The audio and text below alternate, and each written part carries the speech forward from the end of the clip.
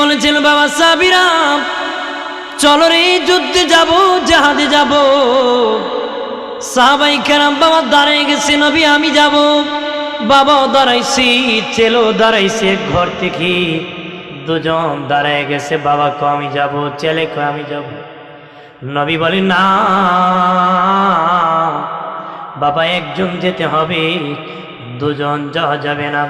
এবার বাবা ছেলেরে বুঝায়, ছেলে বাবারে বুঝায়, দুজনই যুদ্ধে যেতে চায়। মহিলা আসিয়া কো নবী আমি চাই শহীদের মা হব, আমার সন্তানটাকে যুদ্ধে নিয়ে যান, জিহাদে যাবে, যুদ্ধ করবে। নবী কো তোমার সন্তান ছোট্ট, জিহাদ করতে পারবে না। বলে ইয়া রাসূলুল্লাহ আমি চাই শহীদের মা হব, আমার সন্তানকে যুদ্ধে নিয়ে যান। সুবহানাল্লাহ। বাবা দিরানি আমার ওই সাহাবী হারিস ছোট্ট বাচ্চা। বাবাজি তোর বাড়ি যত বড় সে তত বড় অনেক। ছোট্ট বাবাজি তোর বাড়ি যত বড় সে তত বড়। জিহাদের মাটি গিয়েছি, যুদ্ধ করবি বাবা, কাফিরদের জন্য তোর বাড়ি ধরেছে, মাথা ওড়াই দিবি। কিন্তু সে যত বড় হারিস সাহাবী, তোর বাড়ি তত বড়। তোর বাড়ি ঘুরাইতে নিজের দেহের মধ্যে লেগে গেছে, লেগে বাবা রক্ত যেতে যেতে ওই হাড়ের জায়গায় শহীদ হয়ে গেছে, নিজের আঘাতে নিজে শহীদ হয়ে গেছে। তারপরে লোকেরা গাজীর বেশে যারা শহীদ হয়েছে বাবাজি বিনা গোসলে তাদেরকে দাফন করা হয়েছে। কারণ বাবাজি যারা শহীদ তাদেরকে গোসল করানো লাগে না, তাদের কাপড় খোলা লাগে না। যে কাপড়ে রক্ত লেগেছে কাপড় সহ দাফন করার বিধান। ওই কাপড় পরে রক্ত লাগাইয়া হাসরের মাঠে মালিকের আদালতে দাঁড়াবে। যখন তারা আল্লাহ হুঙ্কার দিবি, কাহার হবি, আর তারা বাবাজি তারা হুঙ্কার শুনবে না, জান্নাতের দিকে হাঁটিয়া যাওয়া শুরু করবে। আল্লাহ বলবেন কারারি, যেদিন ওই ময়দানে তরতর করে মানুষ কাঁপতেছি আর তোরা জান্নাতের দিকে ধরতেছ, তারা কারা? তারা বলবে আমরা শহীদ। আল্লাহ বলবেন প্রমাণ কি? তখন তাদের রক্ত মাখা জামা থেকে এইভাবে নাড়া দিবি। নূরে নবী বলেন নাড়া দিতে দেরি, তাজা তাজা রক্ত জমিনে পড়তে দেরি হবে না। এই হলো শহীদ। এই হলো কি ভাইরা আমার, খেয়াল করেন, ভালো করেন। ওই হারিস সাহাবীর মা রাস্তা ধারে আছে, খবর কি আমার ছেলে কি গাজী হয়ে ফিরেছে না শহীদ? দাঁড়িয়ে আছি, আসার পরে লোকেদেরকে বলে, বলো রে আমার ছেলে কই, শহীদ হয়েছে না গাজী? তারা বলে শহীদ হয় তো সোজা নয়, তোমার ছেলে আত্মহত্যা করেছে, মরে গিয়েছে, শহীদ নয়। কেউ আবার বলে তোমার সন্তান শহীদ হয়েছে, কেউ বলে শহীদ, কেউ বলে শহীদ নাম। এই মা, শহীদ হওয়া সোজা নয়। তোমার ছেলে যত বড় তরবারি তত বড়, তরবারির আঘাতে সে রক্ত যেতে যেতে শহীদ হয়ে ইন্তেকাল করেছে, শহীদ হয় নাই। এই বলে হারিস সাহাবীর মা চোখের পানি চালিয়া দিনে নবীর দরবারে যায়, বলে নবীজি কেউ বলে আমার সন্তান শহীদ, কেউ বলে আমার সন্তান আত্মহত্যা করেছে। দয়াল নবী গো আপনি বলে দেন আমার ছেলে কি শহীদ হয়েছে না আত্মহত্যা করেছে? যদি বলেন শহীদ হয়ে গেছে, এই দেখেন আমার চোখের পানি মুছতেছি, জীবনে কান্না করব না, হাসি মুখে বাড়ি ফিরে যাব। আর যদি বলেন আত্মহত্যা করেছে, নবী এমন কান্না দিব যে কান্নার শুরু আছে শেষ নাই। আল্লাহু আকবার কন্যা আর জোরে কর। দয়াল নবী বললেন হারিসের মা, হারিসের মা চিন্তা করিও না, তোমার হারিস আমার আল্লাহর জান্নাতের ঘোরাঘুরি করতেছে। আর জোরে বলি, যারা শহীদ হয়ে যায় তাদের রূহ বাবা একটা পাখির ভিতর ঢুকাইয়া দেওয়া হয়, ঢুকে পাখি জান্নাতের ভিতর ছেড়ে দেওয়া হয়। আল্লাহ হুকুম করে জান্নাতের ডালায় ডালায় ঘোরো, যেটা খুশি সেটা খাওয়ার আনন্দ করো। আর জোরে কর। তাহলে শহীদের দাম কম না বেশি? জোরে কর, কম না বেশি? আজকে কিন্তু আমি লিপিবদ্ধ কোনো ওয়াইজ নাই। আমাকে কিন্তু দাওয়াত করে অনেকেই বলেছে, পায় নাই, কারণ ডেক থাকে না, হয় না, কিন্তু কপাল থাকলে আসতে হয় নাকি। আবার আজকে কসবা মাহফিল করে আসছি, এখানে ছিল 2টা মাহফিল, যে কোনো কারণবশত একটা মাহফিল ক্যান্সেল করে দিয়েছে। তো ওনারা ফোন দিছে যে একজন হুজুর আসবেন না। আমি দেখলাম আমি তো হবিগঞ্জের মানুষ, আপনারা হবিগঞ্জের মানুষ, যা আমাদের মিথ্যা বলার দরকার আছে না। ঠিক আছে, আসতে পারবো, আপনাদের সম্মান রক্ষা হলো, আমার একটু সম্মানহানি হয় আর কি। তারপরে ভাবলাম তাদের একটু সম্মানটা রক্ষা হোক, চলে যায়, যেহেতু এদিকে আসবো এটা হাজিরে দিয়ে যাবো। তাই রাগ করছেন নাকি? রাগ করছেন? হ্যাঁ, আর কিছুক্ষণ বলবো, আমি কি বলি, দোয়া করবো, বেশি কষ্ট দিব না। যে কবরবাসী স্মরণে আজকের এই মাহফিল, তাতে খুশি না বেজা? জোরে ক ভাইরা আমার, খেয়াল করেন, ভালো করেন। অপ্রাণের বাবাদি জানিয়া না করে 4 ব্যক্তির কবরে মুনকার নাকি আসে না। 4 দল, নবীগণ, সিদ্দিকগণ, শহীদগণ, সালেহগণ। নবীগণের কবরে মুনকার নাকি জানা। বাবাজি সিদ্দিকগণ, সত্যবাদী সাহাবায়ে কেরামের কবরে মুনকার নাকি যায় নাই। হযরত উমর ইবনুল খাত্তাব ইন্তিকালের পরে স্বপ্নে একজন সাহাবীর সাথে দেখা হয়েছিল। কি রে উমর, মুনকার নাকি আসছিল নাকি? অনেক আসছিল, প্রশ্ন করে নাই। নবী তো পাশে, নবীকে প্রশ্ন করিও না, উমরের জবাব হয়ে গেছে। এরপরে শহীদ, যারা শহীদ হবে তাদের কবরে মুনকার নাকি আসবে না রে। বলবে তোমার রব কি? সে বলবে রবের জন্য জীবন দিয়েছি। কথা খানা, আরো কি রবের পরিচয় লাগবে নাকি? শহীদের কবরে যাবে না সালেহগণ, বাবাজি নেককার বুজুর্গানে 3 গণকে কবরে মুনকার নাকি আসে না রে। আমার আল্লাহ তাদের জান্নাতের ফয়সালা করে দেই। জান্নাতের কি করে ফয়সালা? তাহলে জীবনটা আল্লাহ রাস্তায় বিলীন করে দিতে হবে। কতক্ষণ ঠিক কিনা? প্রাণের বাবাদি, রক্ত মানুষের দামি, আমার আপনার দেহে রক্ত দামি, রক্ত পবিত্র বাবা। কিন্তু যদি কারো কেটে যায়, রক্ত বের হয়ে যায়, রক্ত নাপাক। রক্ত কি?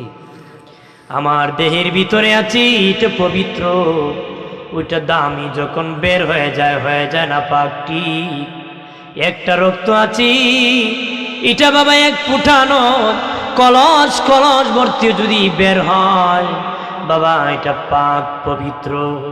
এটা কোন রক্ত জানেননি? জঙ্গে শহীদ যারা শাহাদাত বরণ করেছিলেন যুদ্ধের মাটি, তাদের রক্ত পাক পবিত্র, ওই রক্ত দামি। ওই রক্ত কি? ইসলামের জন্য সাহাবায়ে কেরাম জীবন দিয়েছেন। বাবাজি হযরত বেলালের ঘটনা সকলেই জানেন। হযরত বেলাল রাদিয়াল্লাহু তাআলা আনহু কালো ছিলেন বাবা, কালো বেলাল ছিলেন, কিন্তু ঈমান বড় দামি ছিল। এখন দেখতে ফর্সা বাবা, সাদা, ঈমান কালা। কথা বলেন, হযরত বেলাল দেখতে কালো ছিল, ঈমান বড় দামি ছিল রে। আল্লাহু আকবার বলে আরশে আজিমে শোনা যেত। আরশে আজিমে কি? বেলাল রাদিয়াল্লাহু তাআলার মুরিদ। বেলাল কি বাবাজি আল্লাহর উপর ঈমান আনার কারণে, নবীর প্রতি ঈমান আনার কারণে বাবাজি পাথর চাপা দিয়ে রাখছে, গরম বালু লাগছে, বাবাজি টান দিয়েছি, আগুন জিব্বার মধ্যে লাগাই দিছি। হযরত বেলাল তারপর আহাদ আহাদ। সিদ্দিক আকবর বলে, বেলাল এই আহাদ না বলুরি, তুমি আওয়াজ করে বলো, জোরে জোরে তোমার প্রতি আঘাত করে, আস্তে বলিও, জোরে বলিও নারী। বেলাল বলে, নবী আস্তে। হযরত আবু বকরকে বলে, আবু বকর ভাই আস্তে বলবো, জোরে বলবো না গো। কিন্তু পরের দিন যখন আবার বলে, আবার জোরে জোরে বলে। দ্বিতীয় দিন আবার বলে আস্তে বলবে, আবার জোরে জোরে বলে। সিদ্দিক আকবর বলে, বেলাল তোমাকে বলি তুমি আস্তে আস্তে বলবা না, তারপরে জোরে জোরে বলে, আবু বকর ভাই, যখন আমার উপর আঘাত করে তখন আমি যত জোরে আহাত বলি ততই আমার মনে শান্তি লাগে, যত জোরে বলি তত ভালো লাগে, যত আঘাত করি ততই মজা লাগে। আল্লাহু আকবার বলে না, যত আঘাত করি ততই মজা লাগে। বাবাজি, বেলাল কালো ছিল রে, দামে ছিল, আজান দিতে আল্লাহ নবী মসজিদ নববীতে উনি আজান দিতেন। বাবা, যদি আজান সুন্দর লাগতো না, কিন্তু আল্লাহর কাছে বড় পছন্দের আজান ছিল। জালালের বেলালের জবান আল্লাহর কাছে পছন্দের জবান।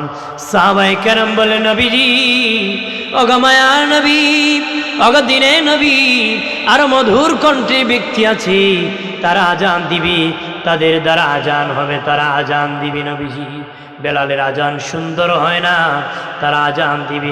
নবী বলেন, ঠিক আছে, আজান দিবি, কাকে দিবা? সবাই বলল, উম্মে মাকতুম, অনেক কণ্ঠ সুন্দর, সে মসজিদ নববীতে আজকে থেকে ফজরের আজান দিবি।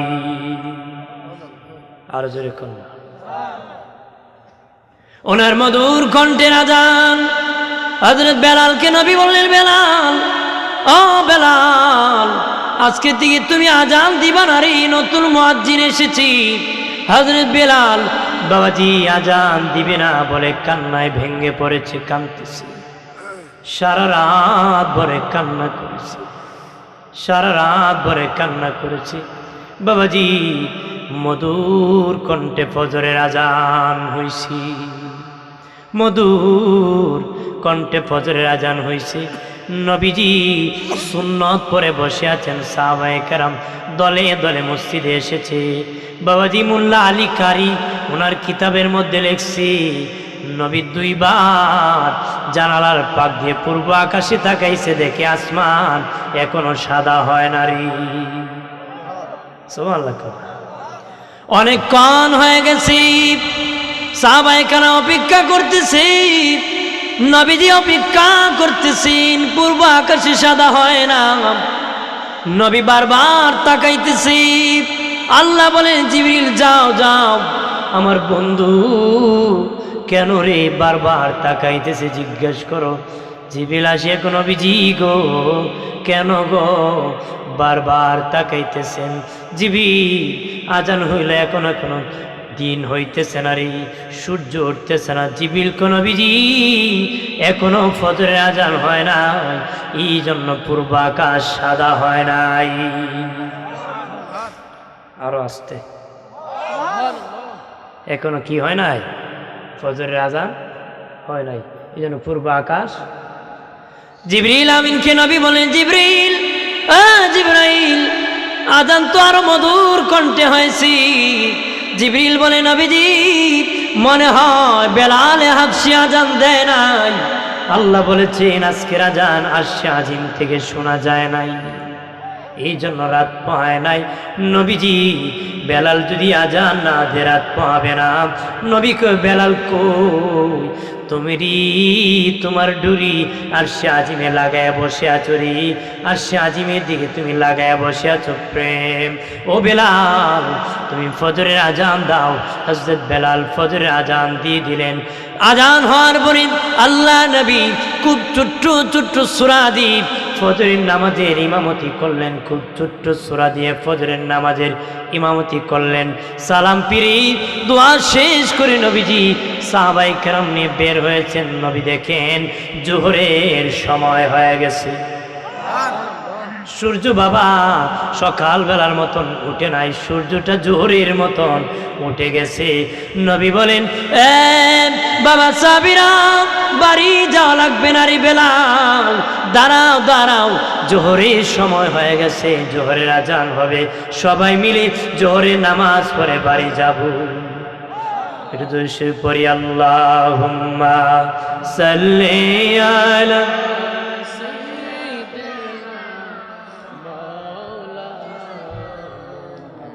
ওয়া আলা আলি।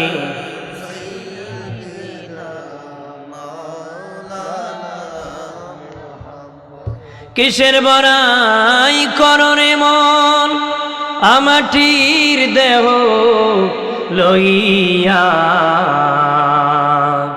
কখন জানি চলে যাবে প্রাণ পাখি তোর উড়িয়া আল্লাহুম্মা মারহাবা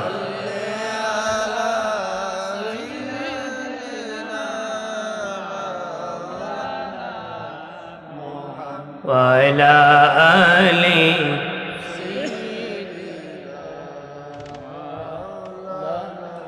আমার প্রাণের দুস্থ বুজুর্গরা তরুণেরা ও যুবকেরা ভালোভাবে খেয়াল করো আল্লাহ নবীর সাহাবী হযরত বিলাল হাবশী বাবাজি নবীজির বিদায়ের পরে সবচেয়ে বেশি কান্না করেছিলেন, বেশি কান্না করেছিলেন বাবাজি। নবীজির বিদায়ের পরে দুজন ব্যক্তি বেশি কান্না করেছিলেন, এর মধ্যে হলেন হযরত বেলাল একজন। বেলাল কি একজন, উনি বেশি কান্না করেছিলেন বাবাজি। গাটুরি বাদিয়া নবীজির সাহাবী হযরত আবু বকর সিদ্দিক রাদিয়াল্লাহু তাআলা আনহুর কাছে আসিয়া বলে, আবু বকর ভাই আমি চলে যাই মদিনা থেকে। সিদ্দিক আকবর বলে, বেলাল কি জন্য তুমি মদিনা থেকে চলে যাইবে? বেলাল বলে, আবু বকর ভাই আগে আজান দিলে নবী নামাজ পড়তেন, ইমামতি করতেন, এখন আজান দিলে নবী আসেন না রে। আমি বেলাল সহ্য করতে পারি না, আমার নবী মসজিদ নববীতে আসেন না রে। ওগো আবু বকর ভাই আমি আর থাকবো না মদিনার। গাটুরি বাঁধিয়া মদিনা থেকে চলে গেলেন, 6 মাস হয়ে যায় মদিনায় আসেন না, মদিনায় আসেন নাই রে। রাতের বেলা দেখি দিনে নবীর নূরে নবীর স্বপ্নে দেখতেছি। নবী বলে, বেলাল কই তুমি রে, আমার রওজায় আসো না রে। বেলাল রে তুমি আমারে ভুলে গেলা রে। আবু বকর আমার রোজার পাশে আসি, আমার রোজার পাশে আসি, উসমান আসি, আলী আসি, বেলাল তুমি আসো না, তুমি এত তাড়াতাড়ি ভুলে গেলা রে। বেলাল ঘুম থেকে উঠিয়া গাটুরি বাঁধিয়া মদিনার দিকে দৌড়াইতেছে। আরো জোরে কর, মদিনার দিকে দৌড়াইতেছি বাবাজি। মসজিদ নববীর মধ্যে প্রবেশ করেছে রে বাবাজি। কাঁদতে কাঁদতে অস্থির হয়ে গেছে বাবাজিরা রে। তখন যিনি মুয়াজ্জিন ছিলেন তিনি দেখলেন নবীর মুয়াজ্জিন এসে গিয়েছেন। বলে, বিলাল আজান দাও, তোমার আজানের অপেক্ষা মানুষ করতেছে, তুমি আজান দাও। বেলাল কয়, না আমি আজান দিব না, আমি আজান দিলে সহ্য করতে পারবো না। সবাই মিলে বলে, চলো ফাতেমার কাছে যাও। ফাতেমাতুজ জোহরা যদি বলে বেলাল ফেলে দিবে না রে, ফেলে দিবে না, ফেলে দিবে না। হযরত মা ফাতেমাতুজ জোহরা বলতেছে, বেলাল রে আজান দাও। হযরত বেলাল মা ফাতেমাতুজ জোহরার কথা শুনিয়া মসজিদ নববীর মধ্যে আজান দেওয়া শুরু করেছে বাবাজি। মানুষ দৌড়াইতেছি, নবীর মুয়াজ্জিনের আগমন হয়েছে, মানুষ দৌড়াইতেছি। ইমাম হাসান হুসাইন ডেকে বলে, মা ও মা আমার নানার মুয়াজ্জিন আজান দিতেছি, মনে হয় মসজিদে গেলে আমার নানারে পাইব, আমার নানার দেখা হবে, নানার পাশনে নামাজ পড়তে পারবো। মা ফাতেমা কো, না বাবা তোমাদের নানা আসবে না রে। হযরত বেলাল নবীর বিরহে ইন্তেকাল হয়ে গেল রে বাবাজি। নবীর পাশে আবু বকর ঘুমালেন, ওমর ঘুমালেন রে। বেলাল বহু ধরে ঘুমাইছে, কিন্তু ইসরাফিল যেদিন বাঁশি বাজাবে সেদিন হযরত বেলাল নবীর কদমে নিচ থেকে দাঁড়ায় যাবে। আর জোরে কর, হাসরের মাঠ যেদিন কায়েম হয়ে যাবে, ইসরাফিল বাঁশি বাজায় যেদিন দিবি, সেদিন বাবাজি নবীর কদম মুবারকের নিচ থেকে বেলাল দাঁড়ায় যাবে। আর জোরে বলি কেন জানুনি বাবা? বহু দূরে দাফন হলো, বেলাল দাঁড়াবে নবীর কদম থেকে। কেন জানুনি? নবী জান্নাতে সবার আগে যাবেন, আর নবীর ড্রাইভার হবে বেলাল। এই জন্য বাবাজি নবীর সাথে হাফসি বেলাল দাঁড়াবে। নবী বলেন বিনা পয়সায় 7 বছর যদি নিম্নে কেউ মসজিদে আজান দিতে পারে, নিম্নে কোনো পয়সা না, বিনা পয়সায় আল্লাহর সন্তুষ্টির জন্য, নবী বলেন ওই ব্যক্তি হাসরের দিন বিনা হিসাবে হযরত বেলালের ডান হাত ধরে জান্নাতে যাবে। আর জোরে কর। আমরা তো কয়েক বছর দিয়ে কয় আমি মাগনা হারা গারো আজান দিব নাকি, কথা কয় কি না? আজান দিছে ক বছর? গফ করে 50 বছর। গফ করে কি? গফে দিতেছে আজান, গ্রামে গ্রামে ঘুরে। আমি তো মাগনা দিয়ে একটা করবো, তোমার কে খুশি না আল্লাহ জানে না, কথা তাহলে ফুডাঙ্গি করে আমি মাগনা দিই। এই আল্লাহ হাসরের দিন তুই তো ফুডাঙ্গি করার জন্য দিস, যেটা চাইছ এটা পাইছ, জান্নাতে চাস না, কথা আমার সন্তুষ্টি চাস না, আমার খুশি চেলে বলার কোনো দরকার ছিল না। এই জন্য আমি বলে দেওয়ার কারণ হলো যারা দেন আমলকে ধ্বংস করবে। আমলকে কি করবেন না? ধ্বংস করলে এই যে বিনা শ্রমে দিতেছেন, এটা আপনাকে শয়তান চায় মুখ দিয়ে বের করে আপনার এই কষ্টকে নষ্ট করে দিতে। নষ্ট করবেন, আজান দেওয়ার চেষ্টা করবেন। রাজি আছি? দেননি বলে একামতি পারে না, আজান দেবেন, মুসলমান দাবি করে, কথা আছে কি না? যদি কোনো একামত দেন আমি পারি না, বহু মুসলমান আছে, কিন্তু যদি গালি দিয়েও স্টার্ট করে 40 মিনিটে বেটায় 500টা গালি দিতে, কথা হুজুর এমন পারি আমি একবার খুলে আর 2বার খাওয়া লাগে, মানে ইডার কয় নাকি নতুন ডাক, কথা এমন গালাগালি করে আমি দেখছি মেঘনা নদীর দিদি 100 বার কুলি করে এরপরে মুখ ফাঁক হইত। আরে বাবা, আমার বানের বাবাজি খেয়াল করেন, যুবকেরা ও তরুণেরা ভালোভাবে খেয়াল করো, এলাকার মা বোনেরা বাবাজি সাহাবায়ে কেরামের মতন ভালোবাসেন নবীকে, মহব্বত করেন, ভালোবাসেন। যারা বাবাজি জীবন দিয়ে দিচ্ছে